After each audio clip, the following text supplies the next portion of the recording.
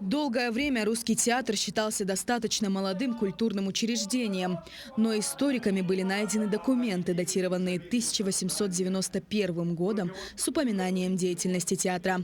Так, за 132 года работы в учреждении было поставлено около 700 спектаклей. Главный режиссер отмечает, что театр колоритен тем, что ставит спектакли, героями которых являются известные в Якутии имена.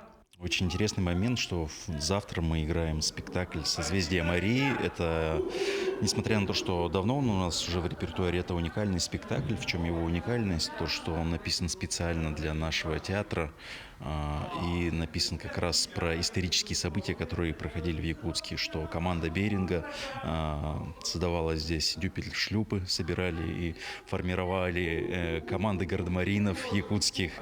Кто не видел из зрителей, я думаю, это будет интересно. Уже 45 лет Эдвардас Купшис служит русскому театру в Якутске. Стоит отметить, что актер начал свою карьеру в Литве. По словам Эдвардаса, приехал он в республику совсем молодым и всего на год. Но русский театр решил его не отпускать. Очень многие приходили, но год поработал и исчез. Так как я планировал, а остался на все время, на всю жизнь, считай. И также, когда приходят молодые. Если он наш, то он здесь и остается. И вот вся труппа, те, которые остались, и которые, конечно, замена нам уже будет. Но вот такой организм странный очень. Чужих не принимаем. Вместе с Эдвардасом Купшисом в течение 18 лет театру служит Илья Данилевский. Один из тех, кто является костяком актерской труппы. Илья убежден, что нашел свою нишу именно в театральной сфере. Огромное удовольствие я получаю от работы на сцене.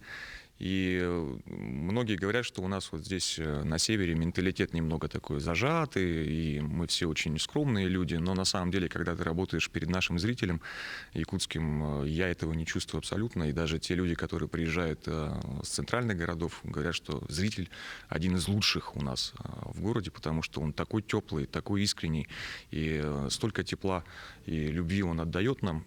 Актер же получает, он отдает и получает, и вот эта вот связь между зрителем и артистом, она очень важна. 132-й сезон будет закрыт после премьеры спектакля «Женитьба Фигаро», режиссером которого выступит заслуженный деятель искусств России Борис Ярыш, который прилетит 15 мая и сразу же приступит к подготовке спектакля.